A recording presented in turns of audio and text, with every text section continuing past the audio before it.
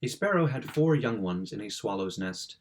When they were fledged, some naughty boys pulled out the nest, but fortunately all the birds got safely away in the high wind.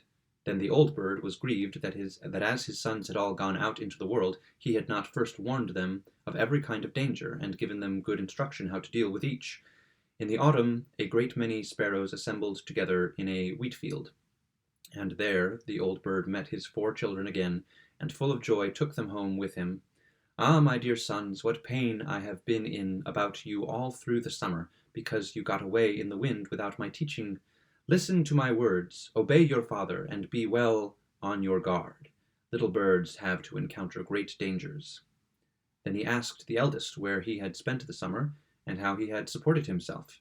"I stayed in the gardens and looked for caterpillars and small worms until the cherries got ripe."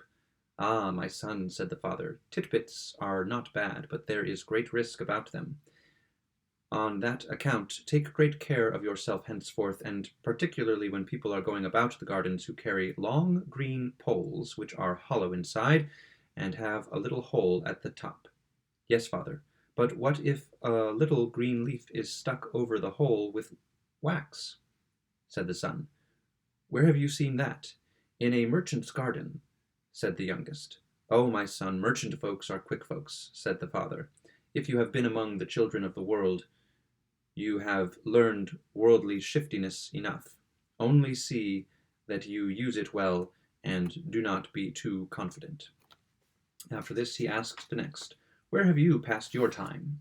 "At court," said the son. "Sparrows and silly birds are of no use in that place. There one finds much gold, velvet, silk, armor, harnesses, sparrowhawks, screech owls, and hen harriers. Keep to the horses' stable, where they winnow oats or thresh, and then fortune may give you your daily grain of corn in peace." "Yes, father," said the son, "but when the stable boys make traps and fix their gins and snares in the straw, many a one is caught fast." "Where have you seen that?" said the old bird. "At court, among the stable boys." "Oh, my son, court boys are bad boys. If you have been to court and among the lords, and have left no feathers there, you have learnt a fair amount, and will know very well how to go about the world. But look around, for the wolves devour the wisest dogs." The father examined the 3rd son. "Where did you seek your fortune?" "I have broken up tubs and ropes on the cart roads and highways, and sometimes met with a grain of corn or barley." "That is indeed dainty fare," said the father, "but take care what you are about, and look carefully around, especially when you see anyone stooping and about to pick up a stone. There is not much time to stay then." "That is true," said the son, "but what if anyone should carry a bit of rock or ore ready beforehand in his breast or pocket?" "Where have you seen that?" "Among the mountaineers, dear father. When they go out they generally take little bits of ore with them. Mountain folks are working folks and clever folks.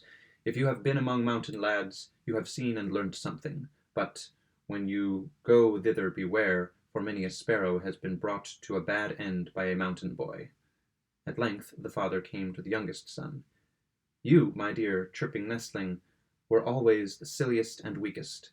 Stay with me. The world has many rough, wicked birds which have crooked beaks and long claws, and lie in wait for poor little birds and swallow them.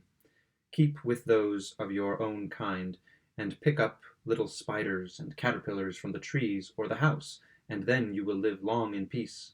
My dear father, he who feeds himself without injury to other people fares well, and no sparrowhawk, eagle, or kite will hurt him if he specially commits himself and his lawful food, evening and morning, faithfully to God, who is the creator and preserver of all forest and village birds, who likewise hears the cry and prayer of the young ravens, for no sparrow or wren ever falls to the ground except by his will."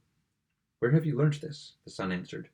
"When the great blast of wind tore me away from you, I came to a church, and there during the summer I have picked up the flies and spiders from the windows, and heard this discourse preached. The father of all sparrows fed me all the summer through, and kept me from all mischance and from ferocious birds. In sooth, my dear son, if you take refuge in the churches, and help to clear away spiders and buzzing flies, and cry unto God like the young ravens, and commend yourself to the eternal Creator, All will be well with you, even if the whole world were full of wild, malicious birds. He who to God commits his ways, in silence suffers, waits, and prays, preserves his faith and conscience pure, he is of God's protection sure.